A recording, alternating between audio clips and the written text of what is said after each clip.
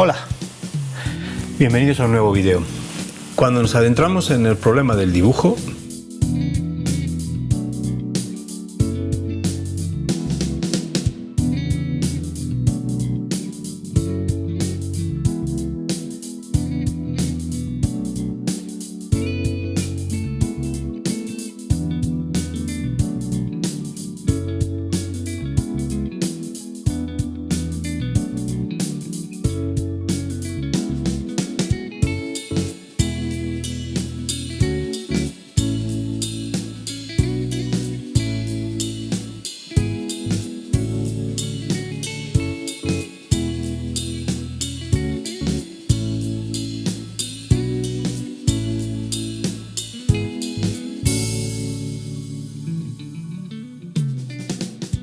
nos adentramos en los problemas de representación, que están codificados bajo un sistema. Este sistema tiene unas claves en el dibujo realista, desde el valor tonal, la composición, la perspectiva. Vamos a ver esos tres aspectos de una manera muy rápida.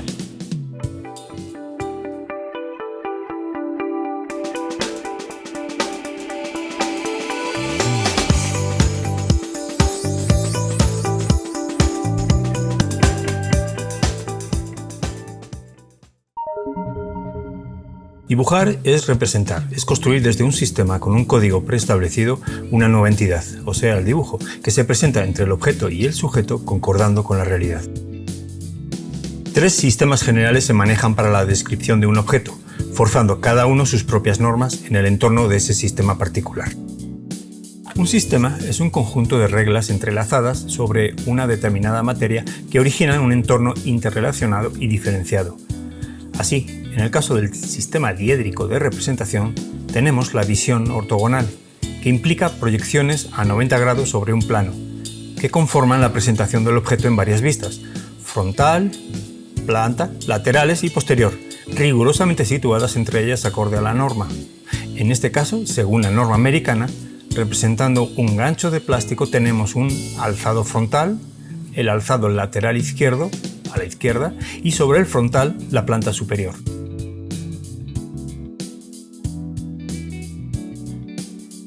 Con estas vistas se puede deducir cuál es la forma del objeto. Se pueden conocer y entender sus características si se tienen las claves visuales de cómo se construye bajo este sistema. Es decir, si se conoce la gramática gráfica de este lenguaje de dibujo.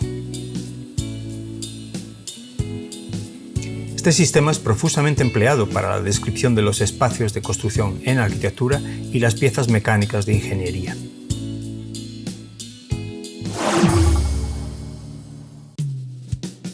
Otro sistema, fundamental para describir los objetos arquitectónicos y mecánicos, es el sistema axonométrico, muy conocido como perspectiva axonométrica y con otra variación de ángulos como perspectiva caballera. Es muy legible al propiciar una ilusión simple de profundidad y ha sido utilizado por varias civilizaciones del pasado. Este sistema se desarrolla bajo la proyección oblicua del objeto sobre el plano, a diferencia del anterior, que es ortogonal. Se denomina isométrico cuando los dos lados tienen ángulos semejantes en un entramado de paralelas configurado a partir de ángulos de 15, 30 o 60 grados. A menudo se utiliza este nombre para identificar todo el sistema. La escuela Bauhaus en Alemania impulsó y difundió este sistema como representación racional y funcional para la descripción bidimensional de la realidad tridimensional, desplazando la dominante representación con la perspectiva tradicional ilusionista.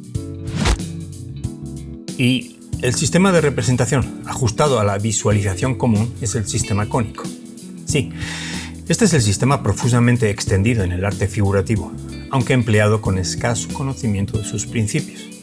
Se presenta como dibujar en perspectiva, reducido a esta noción de dibujar con puntos de fuga, que, por incompetencia simplificadora, se limita a presentarse como dibujo a un punto, a 2 puntos o a 3 puntos de fuga, cuando la realidad se presenta en múltiples puntos de fuga y relativos a la posición del espectador.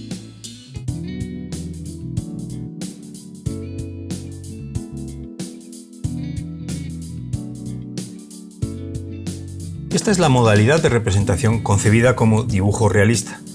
derivada desde la etapa del Renacimiento que se sujeta a la determinación de la ciencia óptica, la geometría y la filosofía envueltas en una simbolización de representación, que desde el surgimiento de la fotografía se ha reforzado como representación de lo real, plasmándose como un modelo de representación que prevaleció en el despliegue del arte y su enseñanza.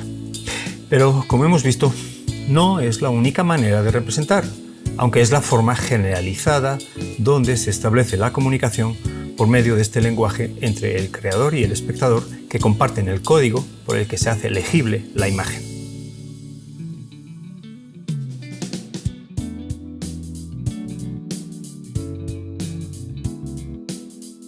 La tridimensionalidad del objeto se despliega con su ficción en lo bidimensional, utilizando la línea y el tono entrelazados bajo determinados parámetros con el fin de concordar la percepción del objeto con la idea visual que la fotografía ofrece del mismo que, como muestro con esta ilustración de un gancho de plástico, se desarrolla con la degradación lumínica bajo las pautas y las tres claves del dibujo tonal que ahora veremos.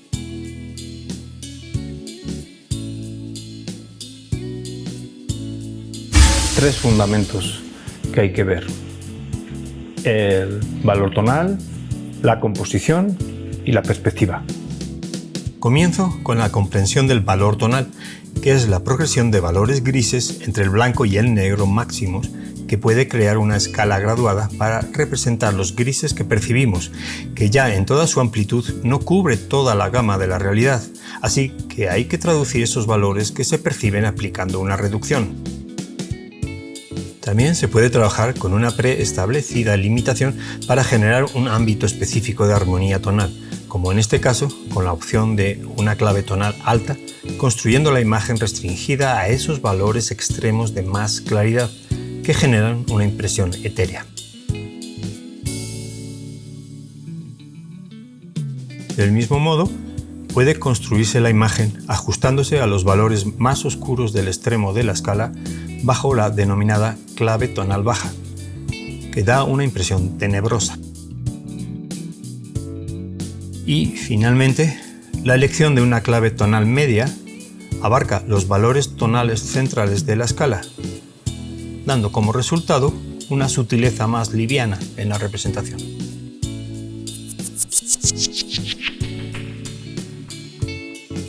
La segunda clave fundamental de la construcción de la imagen, siguiendo el sistema cónico de representación, es la perspectiva, cuyo proceso se remonta, aunque no me adentraré en más detalles ahora, a la invención de la cámara oscura en el siglo XVI y, entre otros, los desarrollos artísticos de dispositivos para el dibujo mostrados en este boceto de Leonardo da Vinci y el grabado de Alberto Durero.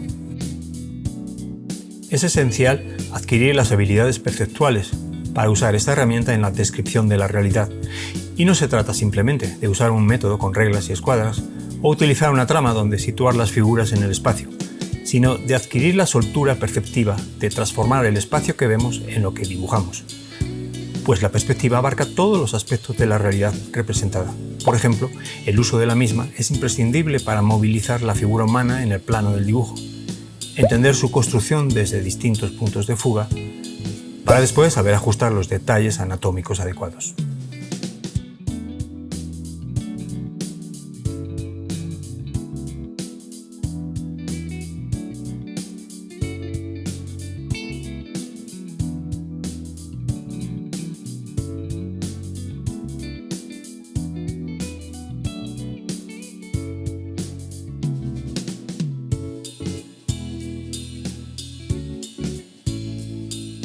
Hay que asimilar en nuestra manera de ver cómo funcionan las reglas de este sistema de representación y cómo doblegar el dibujo figurativo a las mismas, y haciéndolo a mano alzada, que revela la coordinación entre nuestra percepción diferenciada de dos ojos, unida al procesamiento cerebral, y la aplicación de los principios del sistema, que presuponen desde este sistema de representación cónica un solo punto de vista que está sujeto a un plano del cuadro fijo con el que se generan esos puntos de fuga, hacia los cuales convergen todas las paralelas que posee un objeto en la realidad.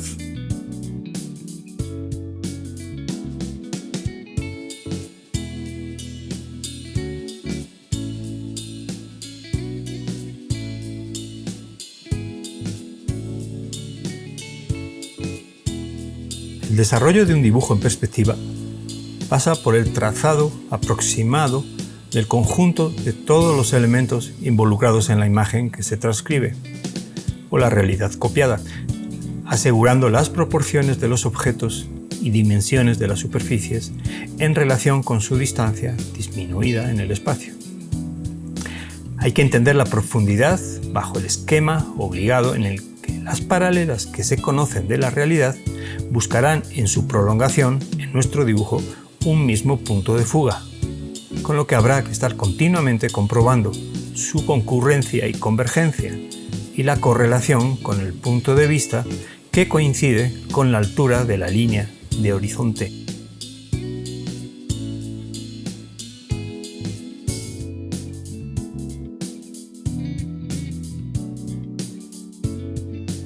También hay que anticipar que puede haber tantos puntos de fuga como conjuntos de paralelas existan en el modelo que se reproduce y que se encuentran todos en la línea de horizonte, excepto aquellos puntos de fuga de los planos inclinados que se hallarán en una línea vertical al punto de fuga correspondiente.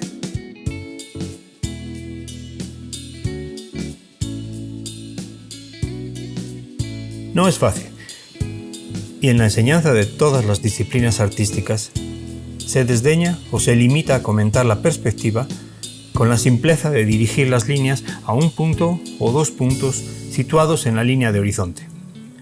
El resultado del conocimiento del alumno en diseño, artes y arquitectura es deficiente, recurriendo, por lo tanto, al auxilio del proyector, los programas de computadora y las facilidades digitales, sin adquirir habilidades de representación. Y estos mismos egresados están enseñando después.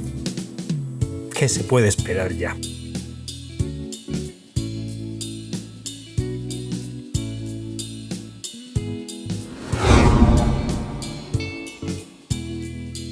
Y otra clave fundamental es la composición, que supone el tercer integrante esencial a distinguir en la configuración de la imagen. Es uno de esos elementos descuidados también en la educación visual del artista plástico y el diseñador. Y, sin embargo, es crucial conocer cómo organizar los diferentes elementos y su interrelación para la efectividad de la imagen. Componer es ordenar visualmente los diferentes ingredientes plásticos con el objetivo de lograr un equilibrio dinámico, manteniendo enfocada la atención del espectador en la imagen y lograr que su recorrido visual permita la lectura adecuada de los signos y componentes de la narración gráfica.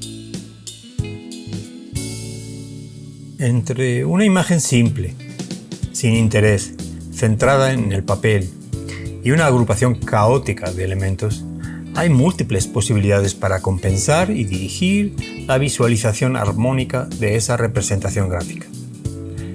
Se podrían elaborar unos cuantos puntos como consejos para atender la buena realización de la composición de una imagen, aunque el tema es complejo y es preciso desarrollarlo adquiriendo habilidades evolucionando la percepción.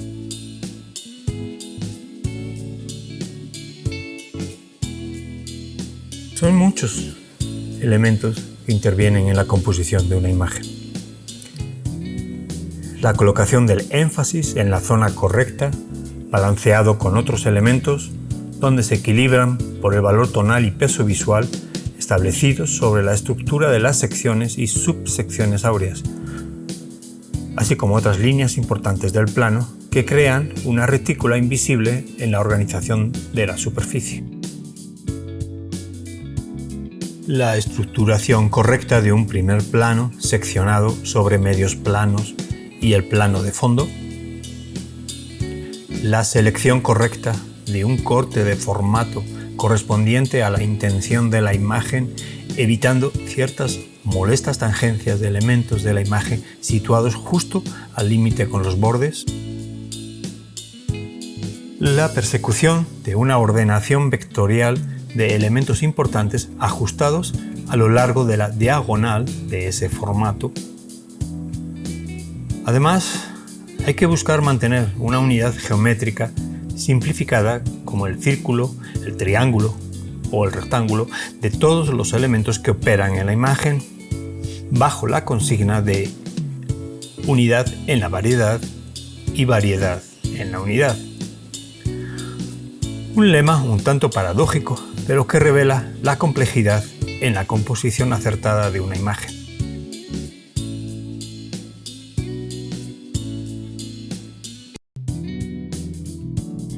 Aquí se puede apreciar, a través de la muestra acelerada de la realización de esta imagen abstracta, la primacía visual de un elemento focal situado sobre el encuentro de dos secciones áureas. El encadenamiento de trazos en correspondencia con la diagonal del formato y la ordenación tonal establecida en la relación entre el primer plano seccionado y el plano de fondo. Además, se propicia ritmo con resonancias de trazos claros y oscuros en la maraña de líneas expresivas que constituyen la esencia de la imagen.